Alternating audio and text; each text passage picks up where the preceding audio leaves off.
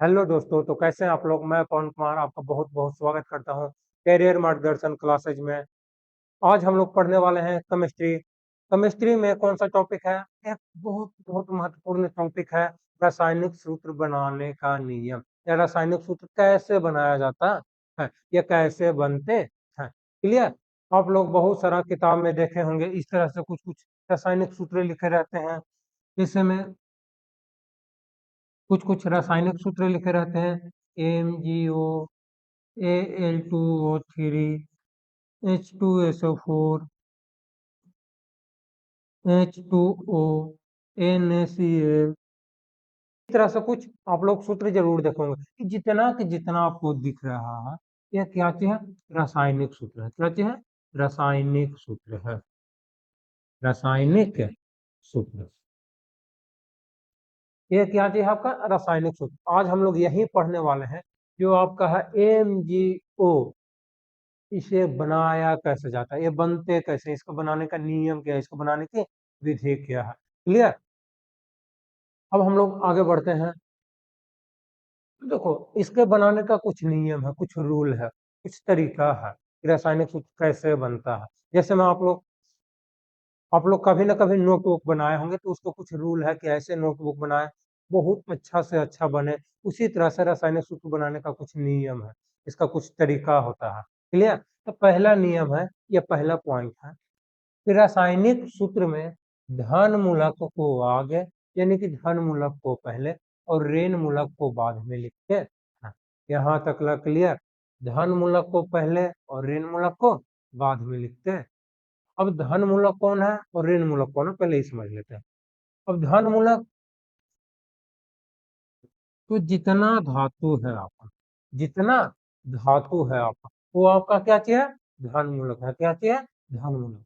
और जितना अधातु है, क्या चीज है? अधातु है, वो आपका क्या चीज है? ऋण मूलक है। क्या चीज है? ऋण मूलक। एक कार्बन अपवाद में आता है, वो धन मूलक है, कभी कभी ऋण। क्लियर? जितना अधातु ऋण मूलक, धातु धन मूलक। अब इसको याद कैसे करेंगे, याद कैसे रखेंगे कि सर धन मूलक कौन है, ऋण मूलक कौन है? इसका एक सिंपल ट्रिक है कि ध से धातु, ध से धातु, ध से धन मूलक। तो जो धातु है धन मूलक होगा, जो धातु है कौन मूलक होगा?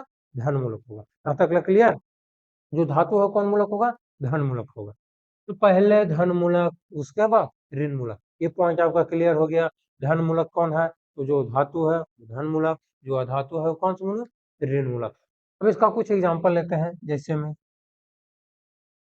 अब धातु का एक एग्जांपल हो, धातु का क्या एग्जांपल हो सकता है? सोडियम। धातु का एग्जांपल क्या चाहिए? सोडियम। सोडियम क्या चाहिए? धातु है। क्लियर? तो सोडियम, सोडियम कौन मूलक होगा? धन मूलक होगा, क्योंकि ये धातु है। तो दूसरा एग्जांपल लेते हैं क्लोरीन। क्या चलिए? क्लोरीन। अब हम लोग नियम नंबर फर्स्ट को देखेंगे कि पहले धन मूलक, पहले कौन मूलक लिख दिए? धन मूलक। उसके बाद है ऋण मूलक, तो उसके बाद कैसे लिख दिए? ऋण मूलक। अतः सूत्र क्या से बना? NaCl। इसको पढ़ा जाता है सोडियम क्लोराइड। Sodium chloride. अब एक फॉर्मूला बन गया। अब इसी तरह से धीरे धीरे नियम हम लोग आगे बढ़ते हैं। तो दूसरा नियम देखते हैं। तो मूलक संयोजकता को उसके ऊपर लिखकर अदला बदली करते हैं। जो मूलक है, ये धन मूलक है, ऋण मूलक है, उसके जो संयोजकता होते हैं उसको ऊपर लिखकर अदला बदली करते हैं। इसका एक हम लोग उदाहरण लेते हैं समझने के लिए। इसका एग्जांपल एक लो। एग्जांपल मिले एल्युमिनियम और ऑक्सीजन। क्या चलिए? एल्यूमिनियम और ऑक्सीजन। एल्यूमिनियम धातु धन मूलक, ऑक्सीजन अधातु ऋण मूलक। क्लियर? अब इसका संयोजकता को ऊपर लिखते हैं। कहाँ लिखते हैं? ऊपर। इसके ऊपर लिखना है कि एल्युमिनियम की संयोजकता कितना होता है, ऑक्सीजन की संयोजकता कितनी होती है। क्लियर? एल्युमिनियम की संयोजकता होती है 3। क्या चीज होता है? 3। ये धन मूलक है तो धन मूलक। और ऑक्सीजन की संयोजकता होती है 2। क्या चीज होती है? 2। अब इसका जो संयोजकता था उसके ऊपर लिख दिए। क्लियर? यहाँ तक ला बात क्लियर हो गया कि जो मूलक का जो संयोजकता है उसके ऊपर लिखते हैं। देखो, 3 संयोजकता इसका होता है, धन मूलक है इसलिए प्लस, ऋण मूलक है इसलिए माइनस। अब उसके बाद कहता है अदला बदली करते हैं। जो उसका संयोजकता है, जो संयोजकता ऊपर लिखे हैं उसको क्या करते हैं, अदला बदली करते हैं। अब इसको अदला बदली करो, जो 3 है इस तरफ चला जाएगा और जो 2 है इस तरफ चला जाएगा। यहाँ तक क्लियर। अतः सूत्र बनेगा, अब सूत्र क्या बना, सूत्र बनेगा ए एल की तरफ, एल्युमिनियम की तरफ कितना आया, 2 आया, एल्युमिनियम की तरफ कितना आया, 2 आया, लिखाएगा ए एल 2, ए एल 2। और ऑक्सीजन की तरफ कितना गया, 3 आया, ऑक्सीजन की तरफ कितना गया, 3। तो वो फिर अतः सूत्र बना एल्यूमिनियम ऑक्साइड, एल्यूमिनियम ऑक्साइड। देखो जो संयोजकता था उसको ऊपर लिख के अदला बदली किए हम, जो मेरे पास है वो आपके पास चला जाएगा, जो आपके पास होगा मेरे पास चला जाएगा, यही किया है। जो एल्युमिनियम के पास था वो ऑक्सीजन के पास गया, जो ऑक्सीजन के पास था वो एल्युमिनियम के पास है। मैं आशा करता हूँ नियम नंबर 2 तक आपको समझ में आ गया होगा। अब हम लोग आगे बढ़ते हैं, आगे के पॉइंट की तरफ चलते हैं।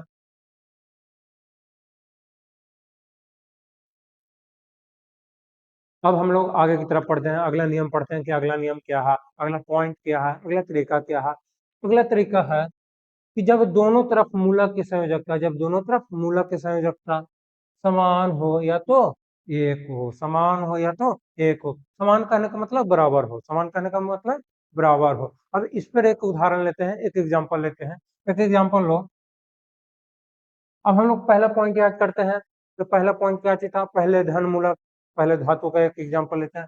तो धातु में ले लिया मैग्नीशियम, क्या चीज ले लिया, धातु का एग्जांपल मैग्नीशियम ले लिया। एक अधातु का एग्जांपल यानी कि ऋण मूलक का एग्जांपल ले लिया, ऋण मूलक में ले लिया ऑक्सीजन, क्या ले लिया, ऑक्सीजन। पहला पॉइंट यही था, पहले धन मूलक उसके बाद ऋण मूलक, पहले धन मूलक उसके बाद ऋण मूलक, यहाँ तक क्लियर।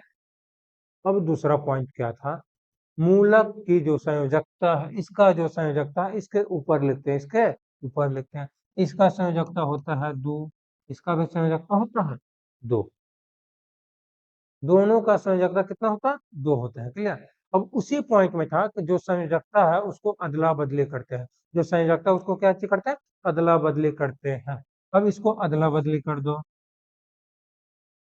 इसको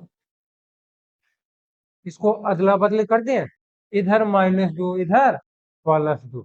अब अगला पॉइंट देखो, अगला पॉइंट क्या था ना, एक बड़ा इंपॉर्टेंट पॉइंट है कि अगर संयोजकता समान हो यानी कि बराबर हो, तो इन दोनों देखो, 2 यहाँ पे प्लस माइनस यहाँ पे नहीं देखना है, 2 यहाँ भी है, 2 यहाँ भी है, इन्हें कि मतलब कि लग रहा है कि दोनों को संयोजकता सेम ही है, कितना है, 2 है, तो उसे सूत्र में नहीं लिखा जाता, उसे सूत्र में लिखा नहीं, नहीं लिखते हैं, क्लियर। तो इसका सूत्र क्या होगा, इसका सूत्र होगा, अब बताओ, इन दोनों का संयोजकता नहीं लिखा जाता है, नहीं लिखा जाता है तो सूत्र क्या होगा, एम जी ओ, एम जी ओ, यानी कि मैग्नीशियम ऑक्साइड सूत्र हो गया। अब इस पर एक और एग्जांपल लेते हैं हम लोग। अब एक एग्जांपल लो, वही फिर से वही पॉइंट, यानी कि पहला नियम याद करो, पहले धन मूलक बाद में ऋण मूलक, पहले धातु बाद में अधातु, पहले धन मूलक बाद में ऋण मूलक, क्लियर। अब इन दोनों का संयोजकता इसके माथे के ऊपर या इसके ऊपर लिखते हैं, तो इसका संयोजकता होता है +1, इसका संयोजकता होता है -1, दोनों को अदला बदली करते हैं, अदला बदली करते हैं। अब तीसरा पॉइंट में है कि अगर संयोजकता एक हो, अगर संयोजकता एक हो तो उसे सूत्र में नहीं लिखा जाता। और देखो इन दोनों का संयोजकता कितना है, दोनों का संयोजकता एक है, तो इसे सूत्र में लिखेंगे नहीं, इसे सूत्र में नहीं लिखा जाता, तो इसका सूत्र क्या हो जाएगा, NaCl, मतलब सोडियम क्लोराइड या साधारण नमक इसको बोला जाता है।